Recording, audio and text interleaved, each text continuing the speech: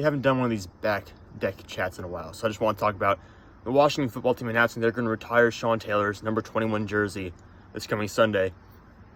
That's something that should have happened a while ago, in my opinion. I'm very happy to see Sean Taylor's number getting retired. For those of you who don't know, he was, I think, the 5th overall pick in 2004, and he passed away, unfortunately, in 2007. He was killed during a home invasion, during an attempted robbery, essentially, in his home. I think it was in Miami. So, he's been gone for a while, but he was such a good player, and he was only 24 years old when he passed away, but he was a very good player. I mean, all you need to do is go back. I think they have a highlight reel on NFL Throwback, I think, is the YouTube channel. If you go back and just watch it, it's phenomenal. It's some of the most fun tape you're ever going to see for one of the most dynamic, fun players you're ever going to watch. He's Miami Hurricane. Back when Miami Hurricanes were producing all these great players in the early 2000s, like Andre Johnson was in that group. Ed Reed came out of that school, so did Devin Hester, a whole bunch of great players coming out of Miami of Florida. But in 4 years, well, not even 4 full years, and basically three seasons, I think 9 games in his final year, he had 12 interceptions. He had over 40 passes to defense, 8 forced fumbles, and over 300 tackles. He made 2 Pro Bowls, and he was a second-team All-Pro in 2007, I think. So he accomplished quite a bit in under 4 years. So he had a lot of great football left in him, unfortunately. And think about it, in 4 years, 24 years old, 12 interceptions in his career, didn't even get to finish his 4th season in the NFL. If he has a 12-year career, he's on pace to have over 1,000 tackles. He's going to have over 200, well, maybe not over 200. He's going to have over 100, 120 passes defense. He's going to have over 30 interceptions. He's going to have probably close to 30 forced fumbles. There's a lot that he could have accomplished. Unfortunately, he wasn't around for it. Most people don't know he didn't wear 21 as a rookie. I think he wore 36, but then he switched to 21, and that was what he wore during his best seasons in the NFL. So it's very deserving that they're going to retire his jersey. This guy was one of the most beloved players in NFL history, especially by fans who were around during the time, because of just how fun of a player it was to watch. I mean, think about some of the great safeties from this past generation. The Troy Polamalu's, the Ed Reeds, the Eric Weddles. You know, there's some really great safeties out there from that past generation. But safety is one of the most beloved positions in the NFL, just because the guys they produce, guys like Cam Chancellor, think about just the highlight reels, because they do everything. Their coverage, they have heavy hits, they do everything that's so fun. Interceptions, it's just a tremendous position to watch. And Sean Taylor was really the epitome of that as a young guy who was going to be the next generation of superstar at the position. And one of the hardest hitting players in NFL history. So he'll get his number retired, which I think is very deserving for him.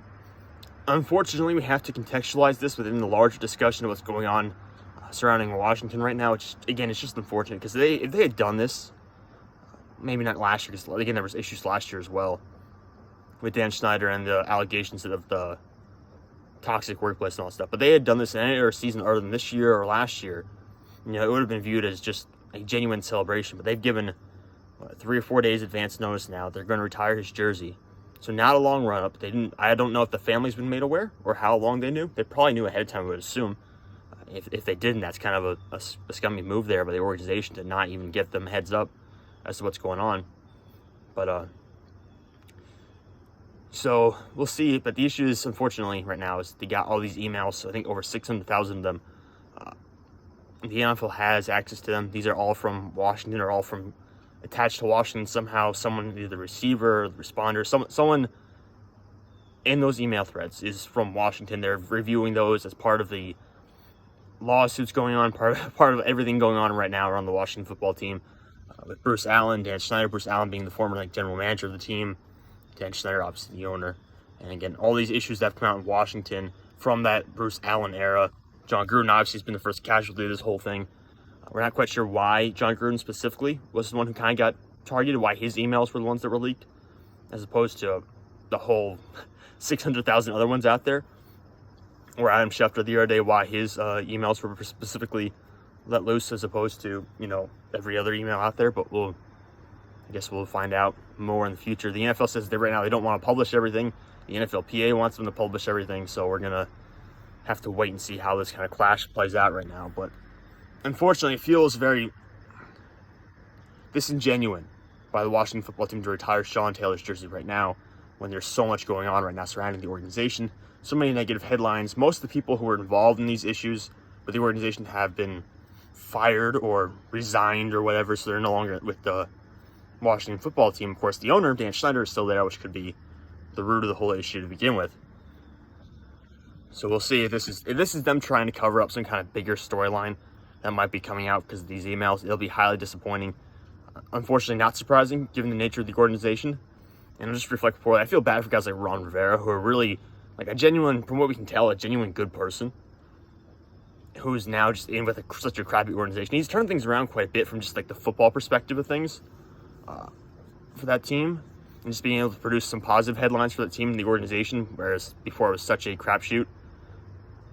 But that doesn't cover up the bigger issues here that are hiding in the upper parts of the organization, not necessarily just the football staff, but the management behind the team, which have been, of course, a huge problem for the organization in terms of that toxic culture of sexual harassment, that kind of stuff. So we'll see.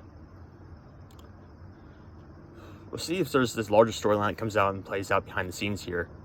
And if Washington is just trying to cover it up with a Sean Taylor jersey retirement, which would be, again, be such a scummy thing to do because Sean Taylor meant more to the organization, to the fans, and of course to his family and friends, than just to be a cover-up for a Washington football team that is struggling with yet another PR nightmare. So I'm sure we'll learn more about the situations it plays on, but hopefully this is just a genuine jersey retirement for a player who deserved it, for a guy who was gone far too soon. Hopefully that's the case, and I hope there's a good ceremony for him on Sunday when they finally get that number 21 to be retired. So that's all for today. Talk to you all later.